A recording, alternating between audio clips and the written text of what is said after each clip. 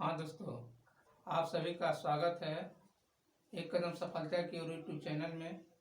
आज हम जीव विज्ञान से संबंधित पीएच मान का कुछ प्रश्न हल करेंगे और ये बहुत इम्पोर्टेंट चैप्टर है। इससे सवाल हमारा बनता है और आप भी इसको देखिए और बनाने का प्रयास करिए। सबसे पहले 2-3 चीज़ बातें हैं, इसमें ध्यान देंगे।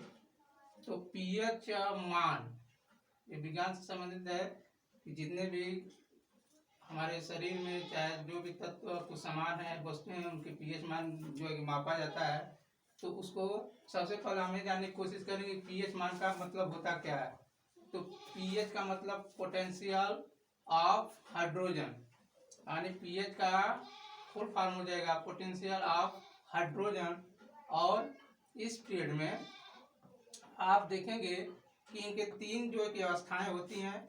पीएच मान की तीन अवस्थाएं, और तीन अवस्थाएं होती हैं कि एक अम्लीय होता है और एक उदासीन और क्षारीय।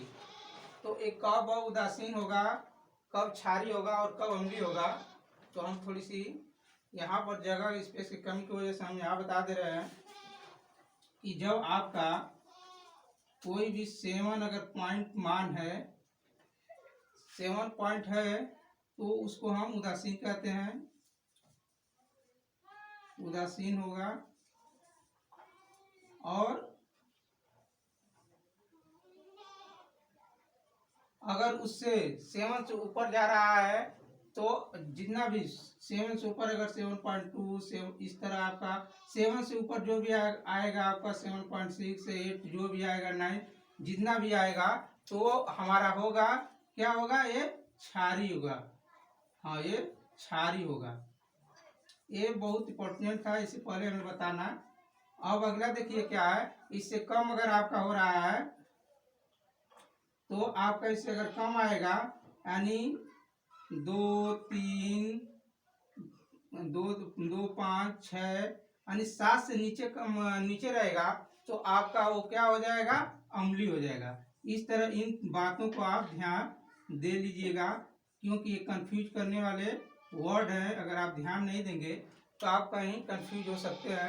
यानी 7 से नीचे रहेगा तो आपका अम्लीय होगा, 7 रहेगा तो उदासीन होगा, 7 से अगर ऊपर जा रहा है आपका तो क्षारीय होगा। इन 3 चीज़ों का आप ध्यान से रख लीजिए, क्योंकि सारे जानने के बावजूद अगर कहीं आप ये नहीं समझ पा रहे हैं तो कोई ना कोई आपसे या कभी सवाल बनेगा तो आपको इसमें भी कंफ्यूज करके आपका प्रश्न बिगड़ सकता है, इसलिए इसको आप कंफर्म कर लीजिएगा। अब देखिए क्या है, जल का पीएच मान हम कुछ आसान तरीके से याद कर लेंगे और कुछ में टिक लगाएंगे और अपने दैनिक जीवन में होने वाले जो जरूरत है उससे हम रिलेट करके और बहुत आसानी तरह से हम इसको याद कर लेंगे।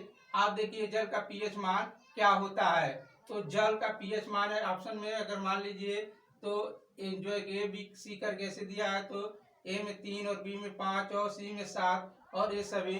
तो इस तरह हम देखेंगे कि इसमें जो है कि इसका मान 7 होगा। लेकिन हम उसको याद करने का तरीका अपने ऐसे रखेंगे कि जल हमें रोज जरूरत है, हफ्तों में 7 दिन अगर सप्ताह आप ले रहे हैं तो 7 दिन हमें जल की जरूरत है।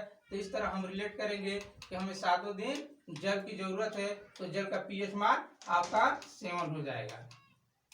इस तरह देखिए सोडियम क्लोराइड, और सोडियम क्लोराइड का जो होता है, तो ये सोडियम क्लोराइड क्या होता है पहले इसको जान लीजिए। तो ये होता है आपका नमक, साधारण नमक का सूत्र होता है, और इसको हम NaCl से जो है कि रासायनिक संकेत जो इसका होता है तो उससे हम लिखते हैं, तो सोडियम क्लोराइड। तो इस तरह आप ये भी देखिए कि अगर नमक हम 7 दिन हफ्ता में जो सप्ताह आपका है तो हम क्या करते हैं 7 दिन नमक खाते हैं। इसका अगर ऑप्शन जो भी दिया है तो इस तरह आप देखिए, और इसका ऑप्शन ये डी वाला सही होगा। तो नमक का हमें 7 दिन जरूरत है, तो बहुत आसानी से हमें दिमाग में रख लेंगे कि नमक हम सप्ताह या महीने साल सभी दिन ले लीजिए, तो कम से कम एक सप्ताह का आप तुलना करिए तो हमें 7 दिन जरूरत है। क्योंकि अगर एक दिन भी कम हो जाएगा तो आपको खाना जैसे ही आपके जीभ पर जाएगा तुरंत पता चल जाएगा। तो इस तरह कंपलसरी बनाइए अपने दिमाग में कि सोडियम क्लोराइड जो नमक है हमें 7 दिन जरूरत है।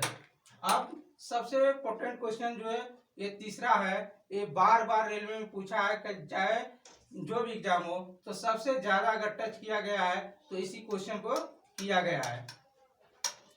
तो रक्त का पीएच मान क्या होता है, जो आपके शरीर में ब्लड है उसका पीएच मान क्या होता है।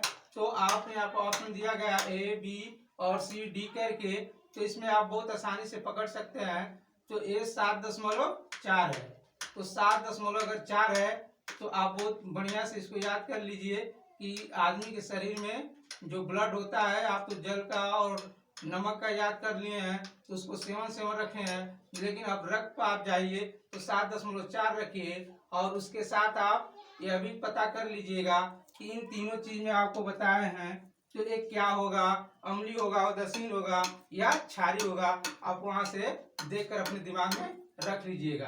तो इसका ऑप्शन जो है कि आपका पहला यानी फर्स्ट सही होगा।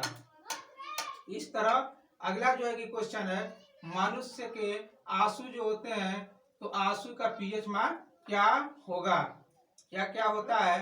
तो इसको भी आप, इन दोनों का पीएच मान एक ही है। यहाँ पर आप जो भी ऑप्शन देख रहे हैं, तो इस तरह ये बी सही होगा। तो दोनों का आप दिमाग में रखिएगा कि मानव से संबंधित है। तो मानव के ब्लड का 7.4 था, तो आंसू का भी 7.4 है। दोनों को रिलेट करिए और अपने जीवन में कभी नहीं भूलेंगे। तो इस तरह इस आंसू का भी 7.4 होता है।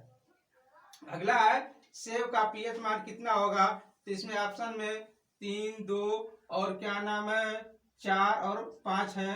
तो इस तरह सेब का पीएच मान यानी सेब को, इसका ऑप्शन ये होगा यानी फर्स्ट। तो इस तरह आप देखेंगे कि आप अगर 100 एंड 100 लिख ले रहे हैं, 100 में 3 वर्ड है, तो आप 100 को सेब से रिलेट करिए, और 100 में 3 अंक है उसमें, तो उसका पीएच मान जो है कि 3 होगा। फिर अगला वीडियो इसी पर बनाया जाएगा, और इसको देखिए और आप याद करिए, और बहुत इंपॉर्टेंट चैप्टर है, और ये आने वाले एग्जाम में कहीं ना कहीं आपके सीधे सवाल जो है कि क्वेश्चन जो है परीक्षा में बन रहा है। तो आप बढ़िया से याद करिए, पूरी वीडियो देखिए। अगर पसंद आए तो लाइक करिए, कमेंट करिए, शेयर करिए, और पूरी वीडियो देखिए। इसी के साथ आपको पूरी वीडियो देखने के लिए धन्यवाद।